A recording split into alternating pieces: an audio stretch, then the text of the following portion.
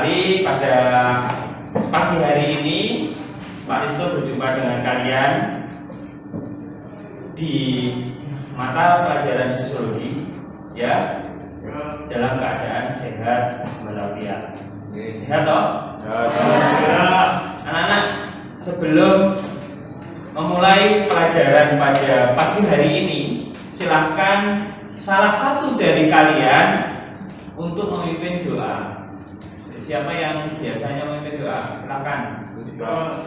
Tidak duduk, siap, gerak, berdoa, dimulai. Berdoa dapat diakhiri. Oke, terima kasih. Sebelum kita ke materi, Pak Risto absen dulu ya. Ya Pak. Aprilia Rika Purwanundung, Azizatul Firdaus, Dila Ayu Kurniawati, Huda Rizal Fadilah, Ya Pak. ada. Maura Aisyah, Nadia. Yang nggak masuk siapa ini? Ilham. Ilham Bintang ya. Ya Pak. Ada suratnya, ada keterangannya. Cepat sembuh. Iya. Oke anak-anak, maskernya dipakai, kemudian jaga jarak, ya. Tolong jaketnya yang ada di kursi dimasukkan dimasukkan di dalam. Kalian belajar dalam masa pandemi ini, ya, harus semangat dengan keterbatasan, itu harus tetap semangat, jaga jarak, ya, harus menjaga jarak, jangan kemudian menggampangkan bahwa oh pandemi saya masih muda, imun saya masih kuat, kemudian saya nggak perlu takut dengan virus ini. Jangan seperti itu. Kalian yang masih muda-muda itu adalah bisa menjadi karier pembawa virus, ya. Makanya dalam situasi pandemi seperti ini tetap semangat untuk belajar. Ingat kalian kelas 12, ya. Kelas 12 sebentar lagi kalian akan menempuh di perguruan tinggi, di kedinasan, masuk ke dunia kerja. Itu harus dipersiapkan. Oke, anak-anak, pada kesempatan pagi ini Pak Risto ingin memulai materi baru tentang upaya mengatasi ketimpangan sosial. Konsep apa itu ketimpangan sosial, penyebab ketimpangan sosial, dampak dari ketimpangan sosial. Pada pagi hari ini Pak Risto ingin membahas tentang upaya mengatasi ketimpangan sosial. Revi, ketimpangan sosial itu apa itu? Perbedaan antara faktor sosial budaya, ekonomi maupun budaya dan ketimpangan itu nyata di masyarakat dan bersifat nyata. Oke, ketimpangan yang terjadi secara sosial, ekonomi yang berbeda dan itu nyata dalam masyarakat. Kemudian Pak Risto ingin tahu lagi, sebelum kita ke upaya ketimpangan, siapa yang mungkin akan menjawab? Daud. Ya Pak. Ya, apa nih? Ketimpangan adalah suatu ketidaksamaan antara pihak satu dan pihak lainnya yang menimbulkan kecemburuan. Perbedaan antara pihak satu dengan pihak lain, ya, yang menimbulkan kecemburuan. Cemburuan dari sisi apa? Dari sisi itu tadi, ekonomi maupun budaya. Ekonomi maupun budaya. Oke, ya. Jadi kecemburuan dari sisi ekonomi itu mungkin saja terjadi. Ya. Jadi sesuatu yang masih memungkinkan. Jadi ketimpangan sosial itu sesuatu yang nyata, perbedaan antara pihak satu dengan pihak lain. Ya. ketidakmampuan memanfaatkan sumber daya yang ada di sekitarnya itu juga menjadi penyebab dari ketimpangan sosial. Oke, anak-anak, saya kira untuk kalian sudah cukup paham bagaimana konsep penyebab dampak dari ketimpangan sosial. Silakan untuk laptopnya dibuka, dikeluarkan atau HP kalian. Ya, Pak Risto sudah mengupload kuis untuk mengetahui pemahaman kalian tentang materi kemarin tentang ketimpangan sosial. Ini soal awal. Jadi ada anak pada pagi hari ini Pak Risto akan menyampaikan metode penilaian atau bagaimana Pak Risto akan menilai kalian. Yang pertama adalah penilaian pengetahuan. Jadi Pak Risto akan memberikan tugas pengetahuan tes kepada kalian. Kemudian yang kedua ada penilaian keterampilan. Jadi nanti kalian akan diskusi dan mempresentasikan.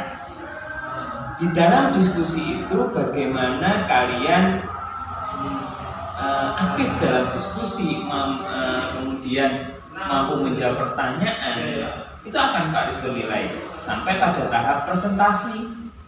Dalam tahap presentasi, bagaimana tampilan kalian, mampu menjawab pertanyaan dari teman kalian, itu juga akan Pak Risto nilai.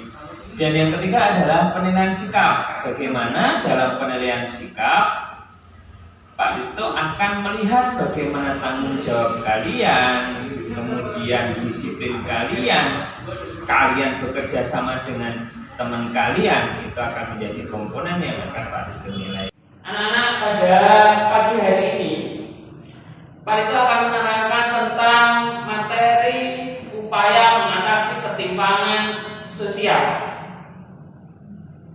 Di dalam materi ini penting untuk kalian ketahui bagaimana cara-cara kita, upaya kita untuk meminimalisir terjadinya ketimpangan sosial dalam masyarakat. Jadi pada materi ini kalian akan ada dua kompetensi dasar. Dua kompetensi dasar yaitu yang pertama memahami faktor penyebab ketimpangan sosial dan pertautannya dengan perubahan sosial di tengah globalisasi.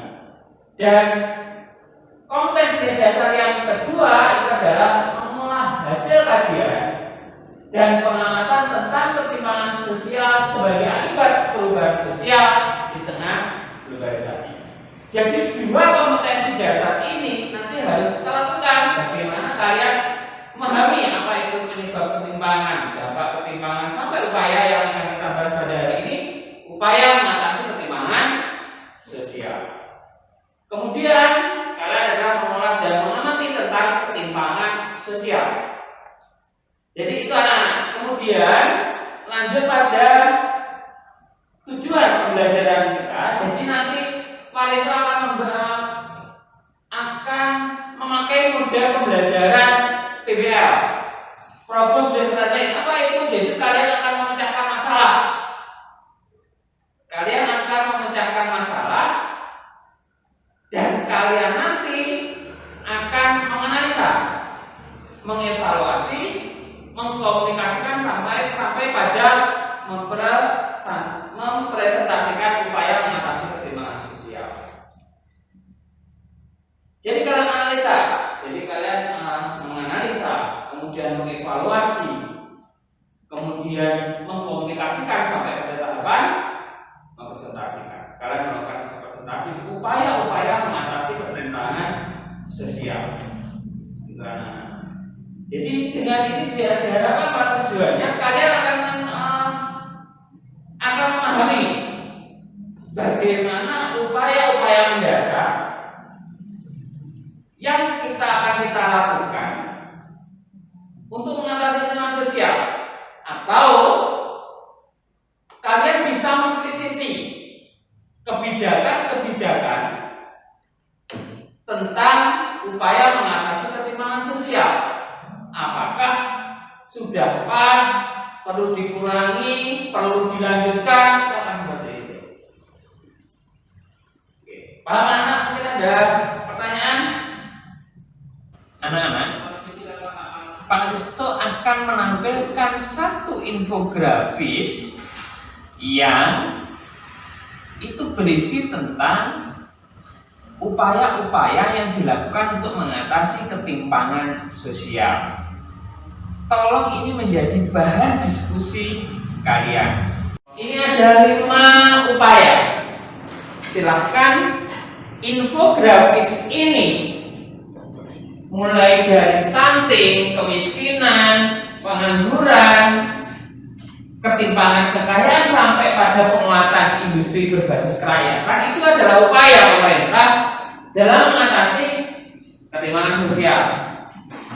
Ini silahkan untuk kalian analisa, kemudian kalian evaluasi, ya. Silahkan seperti itu dikerjakan secara berkelompok. Ini kalian presentasikan satu per satu kelompok, ya. Nanti Pak Risto akan keliling, akan membantu kalian dalam pemecahan masalah. Silahkan kalian membagi kelompok, ya. Sudah Pak Risto sampaikan di learning sekolah kelompoknya, ya. Silahkan untuk kalian berkelompok menurut kelompoknya masing-masing. Silahkan, ya, dimulai dari sekarang.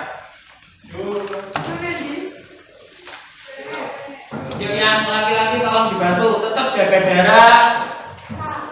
Terapkan protokol kesehatan karena ini masih situasi pandemi.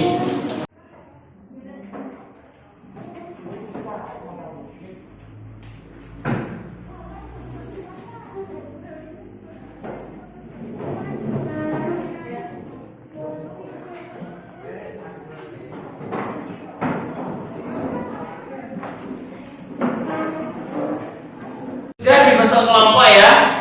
Sudah dibentuk kelompok, ya? Oke.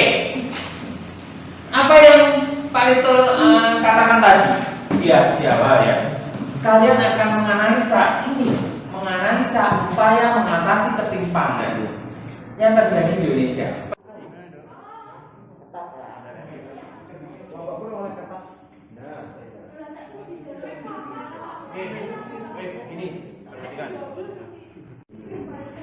Bagaimana cara melakukan program afirmasi yang efisien? Oke, ada pertanyaan dari Revi. Bagaimana melakukan program afirmasi yang efisien? Afirmasi itu apa toh? Ada yang tahu nggak afirmasi? Afirmasi itu apa toh?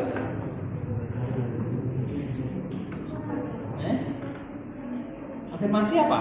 Bagaimana ada toh di sekolah itu ada jalur afirmasi. Afirmasi itu apa? Untuk golongan-golongan terpinggirkan atau marginal. Bagaimana yang efisien? Ada, sambil contoh gini. Bagaimana biar program afirmasi itu efisien? Misalkan sekolah ada jalur afirmasi. Efisien seperti apa?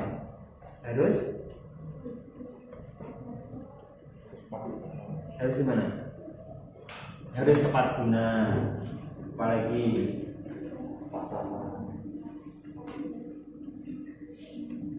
kita ada program afirmasi. Ya, ada lagi kelompok ini ada kesulitan enggak?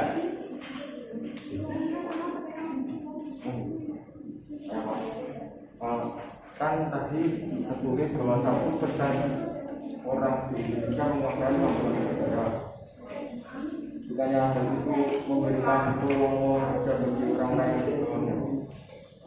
Iya, jadi 1% orang Indonesia menguasai aset nasional. Artinya aset nasional hanya dikuasai orang-orang saja. Seharusnya aset nasional kan bisa digunakan untuk semuanya. Iya dong, tapi hanya eksklusivitas dikuasai oleh satu orang. Ya. Bagaimana cara penyaluran bantuan sosial agar tepat sasaran? Oke. Bagaimana penyaluran bantuan sosial agar tepat sasaran untuk mengatasi ketimpangan sosial, ya? Jadi biar bagaimana sasaran harus ada suatu Apa? dan pengawas. Badan pengawas, apa lagi? Riset, penelitian.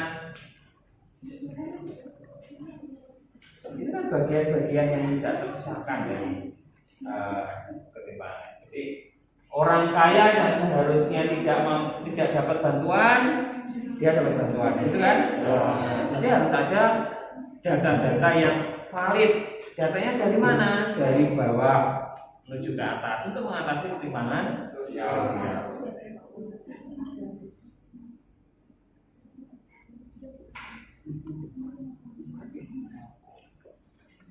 Oke, ini ada datanya kan?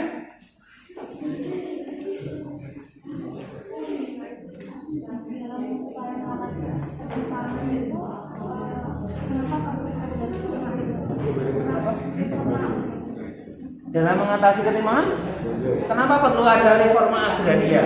Iya. Jadi reforma agraria itu apa? Tahu nggak? Agraria itu kan tanah. Jadi perubahan harus ada. Jadi harus jelas kepemilikan tanah punyanya siapa, untuk apa, ada izin mandiri, ada izinnya atau tidak. Itu penting. Jangan sampai kemudian dalam mengatasi ketimpangan sosial orang dibantu, oh ternyata tanahnya bukan menjadi tanah miliknya sendiri. Itu bagian dari reforma agraria. Memajukan unsur apa? Literasi dari internet, dari sumber bacaan, dari portal berita itu ya, untuk mengerjakan soal ini. Karena apa? Biar pemahaman kalian tentang ketimpangan sosial, upaya-upayanya menjadi lebih kompleks, ya.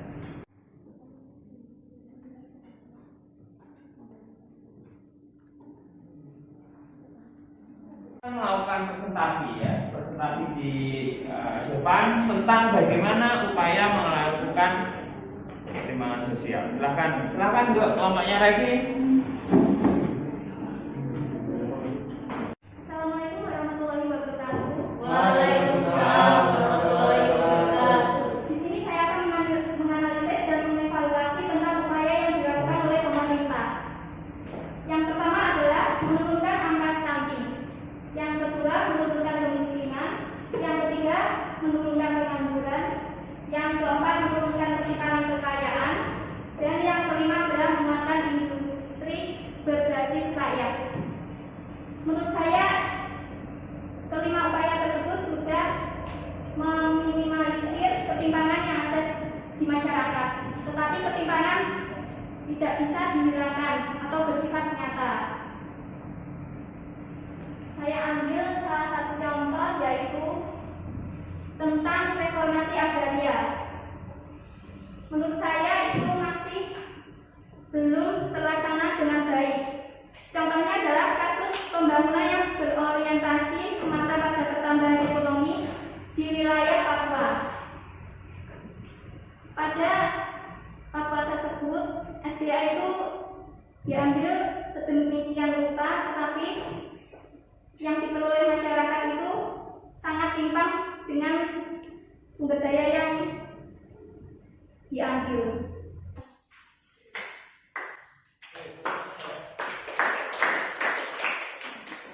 Ada yang ingin bertanya? Oke, silahkan, mungkin ada yang perlu ditanyakan. Apakah sudah ada upaya dari pemerintah untuk menurunkan angka stunting di Indonesia?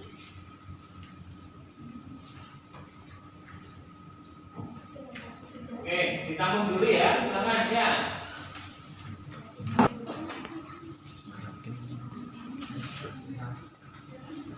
Masalah ketimpangan sosial yang terjadi di masyarakat mengalami beberapa faktor. Salah satu faktor yang mempengaruhi adalah kondisi demografi Indonesia yang berbeda-beda. Letak perbedaan tersebut dapat dilihat pada komposisi penduduk yang dimaksud dalam demografi ialah. Terima kasih atas pertanyaan dari Maura.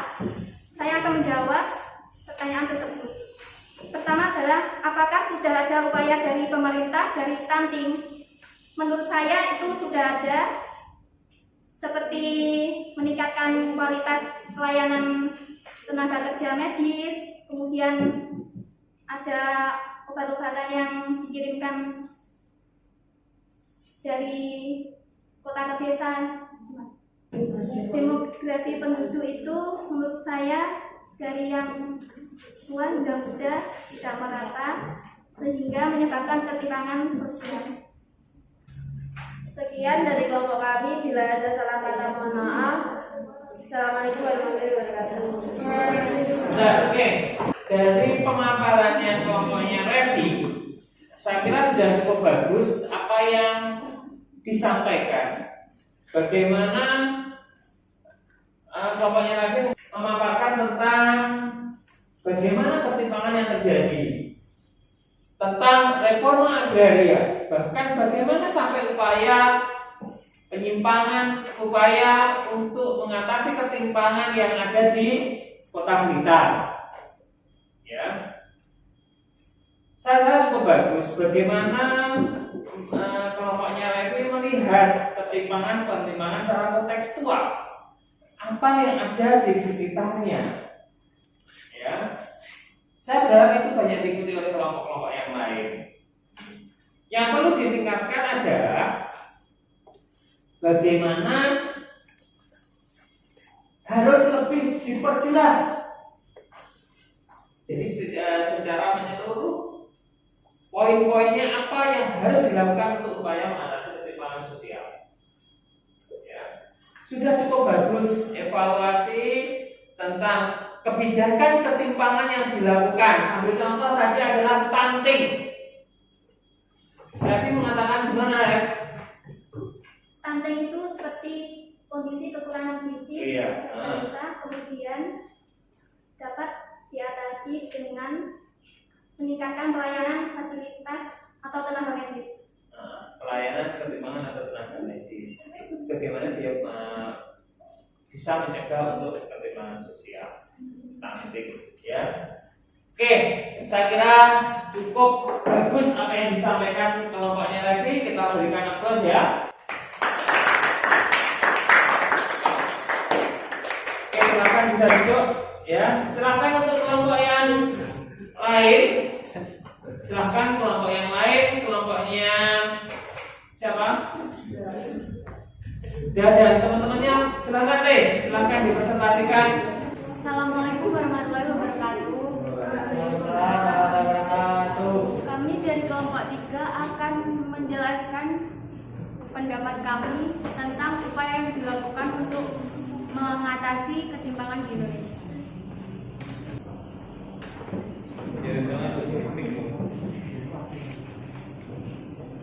Upaya yang dilakukan untuk menurunkan ketimpangan sosial di Indonesia yang pertama menurunkan angka stunting. Kita bisa tahu menurunkan angka stunting di buruk itu bisa menurunkan juga tingkat sumber daya manusia. Survei terbaru Badan Pusat Statistik pada September 2019 itu angka kemiskinan di Indonesia menjadi 9,22%, turun 0,19% dibanding Maret 2019.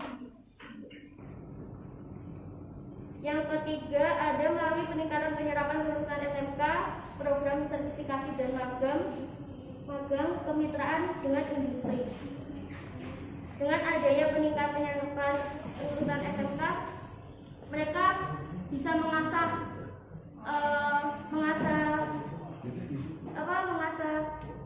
minat serta mengasah kemampuan skill yang ada pada diri siswa-siswa tersebut, sehingga pada saat mereka akan melanjutkan atau mendaftar ke sebuah pekerjaan,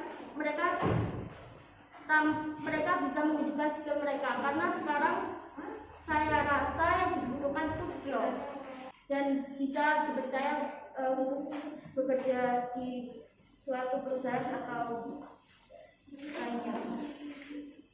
Sekian dari kelompok saya. Kita sudah banyak memberikan suatu data-data real, data-data survei, data penelitian untuk bagaimana mengevaluasi dan menganalisis berbagai dampak ketimpangan sosial yang ada di masyarakat, bagaimana upaya-upaya untuk menanggulangi ketimpangan yang ada dalam masyarakat. Saya berharap seperti ini. Jadi ketika kita melakukan suatu presentasi pemaparan hasil ke depan, ya kalian harus punya modal untuk menjawab pertanyaan-pertanyaan. Ketika mengevaluasi ketimpangan, kalian memberikan suatu data-data real. Ini loh yang terjadi. Pemikiran suatu ilmuwan harus berdasarkan data. Jadi berdasarkan data. Tidak boleh ketika kita ngawur ketika kita menjelaskan sesuatu. Harus berdasarkan fakta dan data yang ada dalam masyarakat. Kita kasih plus untuk pokoknya juga. Dari apa yang telah kalian presentasikan hari ini, ya, tentang upaya mengatasi ketimpangan sosial, kalian paham bagaimana ketimpangan sosial itu terjadi dalam suatu masyarakat dan bagaimana upaya untuk mengatasi ketimpangan sosial dalam masyarakat itu.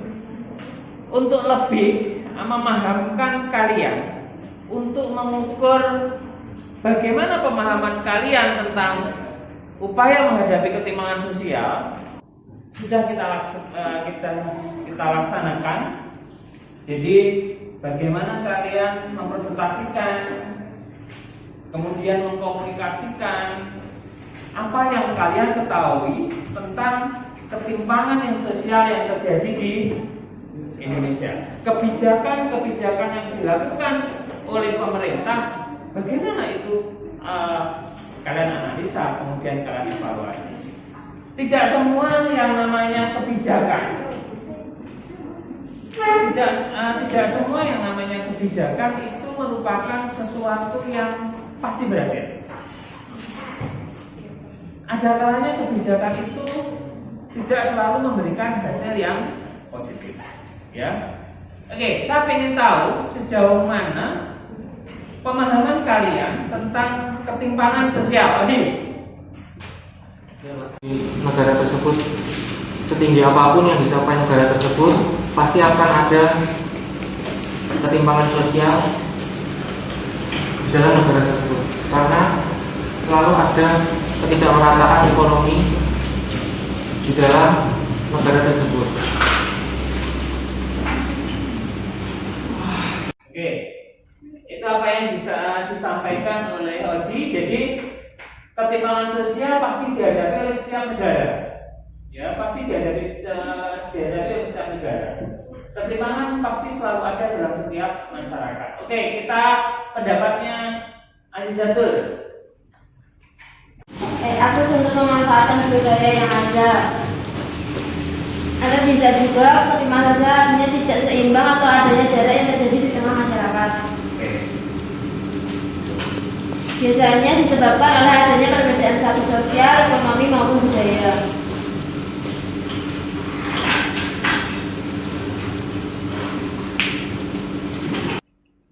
Oke, kita dikatakan oleh Azizatul. Jadi perbedaan ekonomi budaya.